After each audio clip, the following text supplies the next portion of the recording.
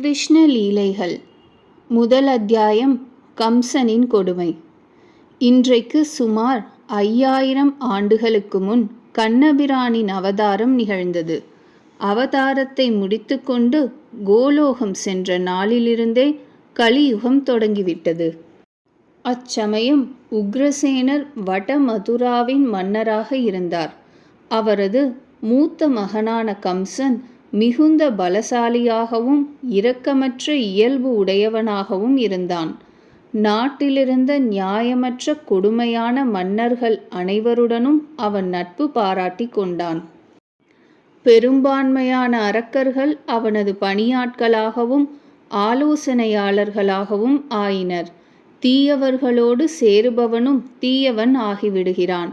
தர்மாத்மாவான உக்ரசேனரின் மகனாக இருந்த போதிலும் கம்சன் அதர்மனாகவும் நியாயமற்றவனாகவும் ஆகிவிட்டான். உக்ரசேனரின் சகோதரருடைய பெயர் தேவகர் என்பதாகும். தேவகரின் கடைசி மகளான தேவகிக்கும் வசுதேவர் என்பவருக்கும் திருமணம் நிகழ்ந்தது. கம்சன் தனது சிற்றப்பா மகளான தங்கை தேவகியை மிகவும் நேசித்து வந்தான். திருமணம் முடிந்ததும் வசுதேவர் தேவகியுடன் தன் வீட்டிற்கு தேரில் புறப்பட்ட பொழுது கம்சன் தனது தங்கையின் மீதிருந்த அன்பினால் தானே அந்த தேரை ஓட்டத் தொடங்கினான்.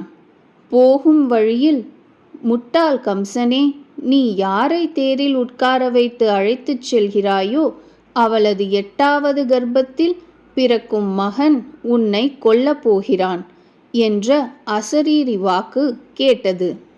கம்சன் அசரீரி வாக்கை கேட்டதுமே மிகுந்த கோபமடைந்தான். அவன் தேவகியின் தலைமுடியை பற்றி கொண்டு அவளை கொல்வதற்காக வாளை உருவிக்கொண்டான். வசுதேவர் இடைமறித்து, சோதரா, மரணம் எப்பொழுது ஏற்பட வேண்டுமோ அப்பொழுது ஏற்படத்தான் போகிறது. மரணம் நிச்சயம் நெருங்கினாலன்றி யாரும் யாரையும் கொல்ல முடியாது. நீ உன் தங்கையை கொல்லும் பாவத்தை செய்யாதே. பாவம் செய்வோரை மக்கள் நிந்திக்கின்றனர். அவன் நரகம் செல்கிறான் என்று கம்சனுக்கு எடுத்து கூறினார். கம்சன் இரக்கமற்ற பாவி. வசுதேவரின் உபதேசம் அவனிடம் எந்த நல்லுணர்வையும் ஏற்படுத்தவில்லை. நான் இவளையே கொன்றுவிட்டால் அதன்பின் என்னை கொல்ல இவளுக்கு மகன் எப்படி பிறக்க முடியும் என்று கூறினான். தான் எப்படி எடுத்து கூறினாலும் கம்சன் ஒப்புக்கொள்ளாமல் போகவே வசுதேவர் கூறினார், உனது சகோதரி குற்றமேதும் புரியவில்லை. இவளால் உனக்கு பயமும் இல்லை. உனது பயம் இவளுக்கு பிறக்கப் போகும் மகனிடம் இருந்துதான் என்றால் இவளுக்கு பிறக்கப் போகும் குழந்தையை நான் உன்னிடம் சேர்ப்பித்து விடுகிறேன் என்று கூறினார். கம்சன் வசுதேவருடைய பேச்சை ஒப்புக்கொண்டான். வீட்டிற்கு திரும்பிவிட்டான். உரிய நேரத்தில் தேவகிக்கு பிறந்த முதல் மகனை பிறந்ததுமே வசுதேவர் கம்சனிடம் கொண்டு சென்றார்.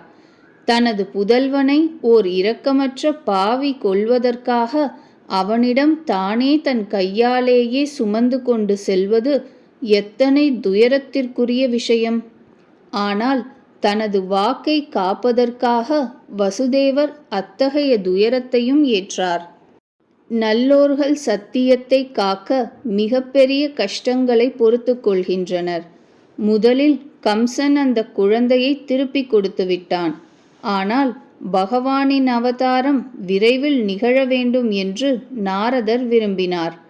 தீயவர்கள் அதிகமாக பாவம் செய்யும் போதும் பகவானின் பக்தர்களுக்கு துன்பம் விளைவிக்கும் போதும்தான் பகவான் அவதரிக்கிறார். ஆகவே நாரதர் ஒரு வட்டச் சுற்றில் 8 கோடுகளை கிழித்து அதை எண்ணும்படி கம்சனிடம் கூறினார். கம்சன் எங்கிருந்து எண்ணினானோ அதற்கு பக்கத்தில் இருந்த கோடு 8வது ஆயிற்று. இதனால் தேவகியின் ஒவ்வொரு மகனையும் 8வதாக சொல்ல இயலும் என்ற பிரமை கம்சனுக்கு ஏற்பட்டுவிட்டது. இதனால் கம்சன் தானே வசுதேவருடைய வீட்டிற்கு விரைந்தான். தேவகியின் மகனை பிடுங்கி பாறையின் மீது மோதி கொன்றுவிட்டான். வசுதேவரும் தேவகியும் எங்கும் ஓடிவிடக் கூடாதே என்ற பயத்தால் அவன் அவர்களை சிறையிலிட்டான். கம்சன் தனது தந்தை உக்ரசேனரையும் பலவந்தமாக சிறையிலிட்டான். தந்தையை கைது செய்த அந்த துஷ்டன் தானே மன்னனானான். தேவகிக்கு பிறக்கும் குழந்தைகளையெல்லாம் அவன் பாறையில் மோதி கொன்று வந்தான். இவ்விதம் அவன் தேவகியின் 6 புதல்வர்களை அவர்கள் பிறந்ததுமே கொன்றுவிட்டான்.